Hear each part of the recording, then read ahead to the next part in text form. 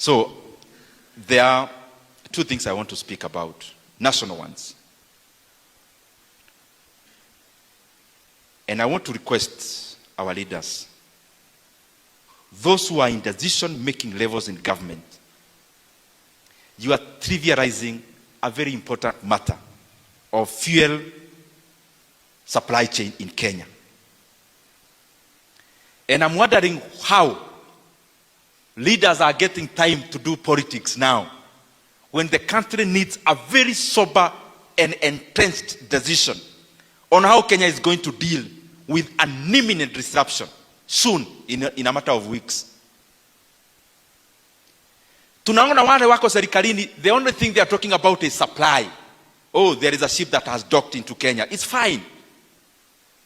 But this has to be alongside at what cost?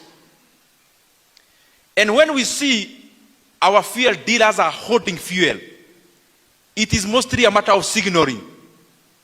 When you hold 1 million liters of fuel and you are sure that there will be a drastic increment soon, what do?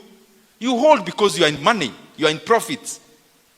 But it's also the work of government to signal the right communication to the market. There are only 3 things the government can do to make Kenyans brace themselves in this disruption. Na tumeona nchi zingine zishaanza hiyo mikakati, because they are not living in wishing, they are living in planning. Kenya, our economy cannot afford a drastic increment in fuel prices. That is very clear. Our consumers cannot afford to pay a drastic increment in pump prices of fuel because it is already stretched. Because mafuta has a multiplier effect, fares, manufacturing, unga, inflation, everything is bound up together in fuel. Na mimi nataka niulize serikali haraka waanze mikakati. There are only 3 things that can happen. One is to give subsidies to Kenyans, starting next month.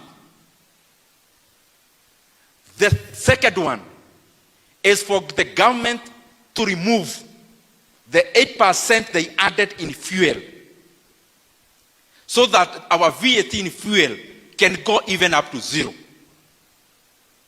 And the third thing is to remove the 7 shillings per liter that was added into the fuel levy in the year 2024. We are talking about this matter now. It doesn't seem like it is present, but it's present here with us. And a prudent government ought to be planning now.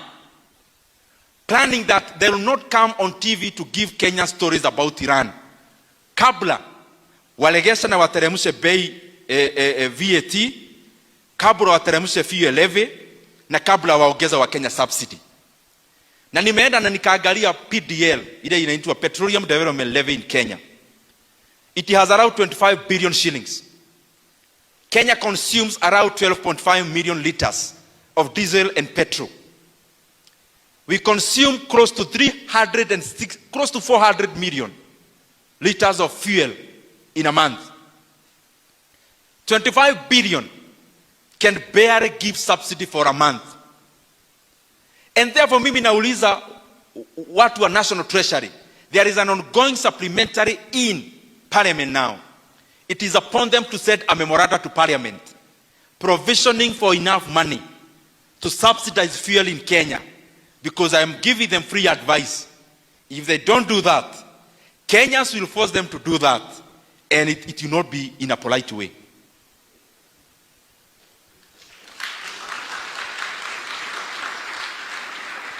So mimi nawauliza mambo ya mafuta, serikali mapema mfanye kama serikali zingine za ulimwengu. Nchi ambayo haitoi mafuta, ile kitu unafanya ni kuangalia levies and taxes na kupeana subsidy. Kwa sababu serikali isikae pahali ijaribu kuimagine ya kwamba Kenyans shoulder fuel increment without government doing something about it to ameliorate the matter. So lazima Na ni mapema, tunasema mapema kwa sababu muda iko. At least a week or two. Wale wako serikalini mapema, mjue ya kwamba Wakenya wanatumia 12.5 million liters of fuel daily. Around 400 million liters of fuel, diesel and petrol per month. The Petroleum Development Levy collection, ambayo ni stabilization of fuel in Kenya, kwa sasa iko na bilioni 25 peke yake. Ukiangalia ya kwamba ulimwengu disruption ya mafuta vile imeenda, inaonyesha ya kwamba this 25 billion can only cover like just 1 month of subsidy. So mapema mimi nawauliza hivi, sasa kwamba kuna supplementary inafanyika bunge, waongeze pesa ya fuel stabilization. But the second thing, vile tu waliongeza bei ya mafuta kupitia kodi, sasa wakati imefika ya Kenya kupeleka chini VAT ya mafuta.